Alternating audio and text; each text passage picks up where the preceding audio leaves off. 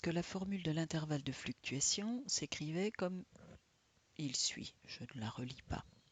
Et je vous ai promis de vous expliquer d'où venait cette formule. Et en particulier, le 1,96 doit vous mettre la puce à l'oreille. Alors allons-y. Je vais faire un petit pas de côté pour revenir sur la loi normale centrée réduite.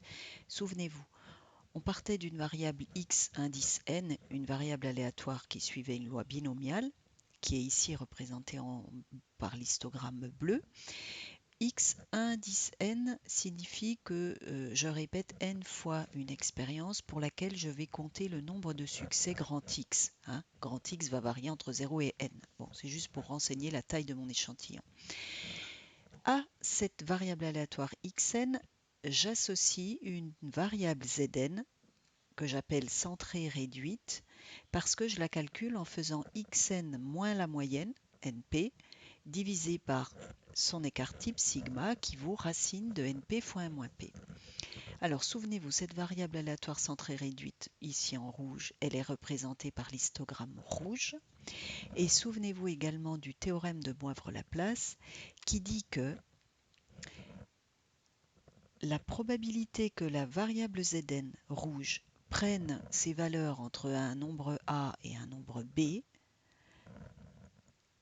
c'est sensiblement égal lorsque n devient très très grand, c'est même égal à la probabilité que z prenne ses valeurs entre A et B, mais cette fois-ci z, c'est plus la variable centrée réduite, c'est la variable normale centrée réduite.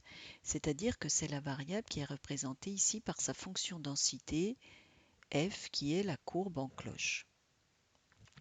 Bien, alors une fois qu'on a admis ce théorème de Moivre-Laplace, on doit savoir que si on se pose une aire bleue égale par exemple à 57,3% de l'aire totale sous la courbe, je vous rappelle que l'aire totale sous la courbe d'une fonction densité c'est 1, on est sûr qu'il existera deux nombres u indice alpha moins u indice alpha, c'est-à-dire deux nombres opposés pour lesquels l'aire sous la courbe entre moins u alpha et u alpha sera égale à cette aire de 57,3%. Ces nombres, u alpha et moins u alpha, c'est ici 0,8 moins 0,8. Donc ça c'est vrai pour n'importe quelle aire, c'est-à-dire n'importe quel nombre alpha compris entre 0 et 1 nous donne un nombre 1 moins alpha qui est plus petit que 1. 57,3% c'est 0,573. Ce serait ce nombre 1 moins alpha. Alors, il y a des valeurs particulières d'air pour lesquelles on vous demande de connaître par cœur les U alpha. Alors, il ne s'agit pas de l'aire de 86,64%, pour laquelle je suis sûr, comme précédemment, de trouver deux valeurs réelles opposées. Ici, ce serait moins 1,5, 1,5. Un autre exemple, pour une aire de 99,73% de l'aire totale, je trouve les valeurs moins 3 et 3 comme U alpha et moins U alpha. Mais ce sont les deux exemples suivants, celui-ci et celui-là, pour lesquels on vous demande de savoir par cœur que l'aire sous la courbe vaudra 95% de l'aire totale lorsque vous calculez la probabilité que Z soit comprise entre moins 1,96 et 1,96. On vous demande également de connaître par cœur qu'il y a à peu près 99% de l'aire totale sous la courbe entre les abscisses moins 2,58 et 2,58. D'accord? Donc le 1,96 de notre formule de l'intervalle de fluctuation, il provient de cette connaissance-là. Et ce sont les deux valeurs à connaître par cœur. Alors, n'oublions pas notre intention qui était celle de justifier notre intervalle de fluctuation. On part donc d'une variable xn qui suit une loi binomiale.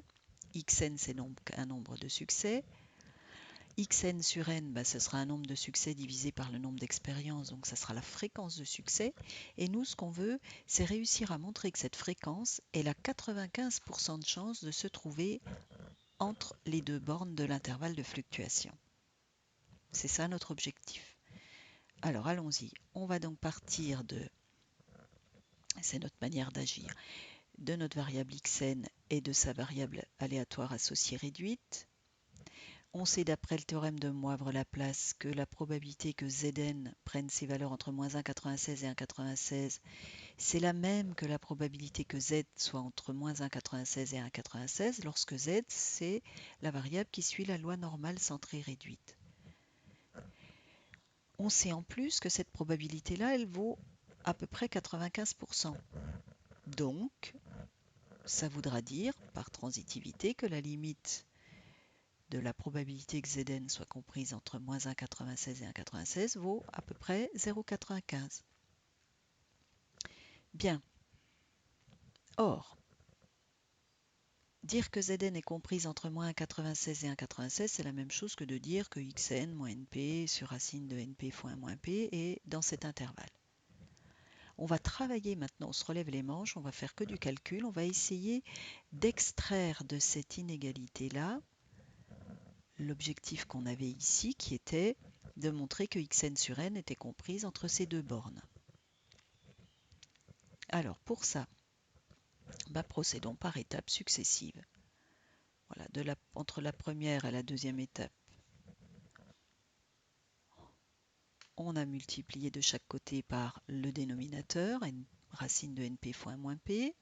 À l'étape suivante, on a ajouté np à chaque membre de l'inégalité. À l'étape suivante, on a divisé par n tous les membres de l'inégalité.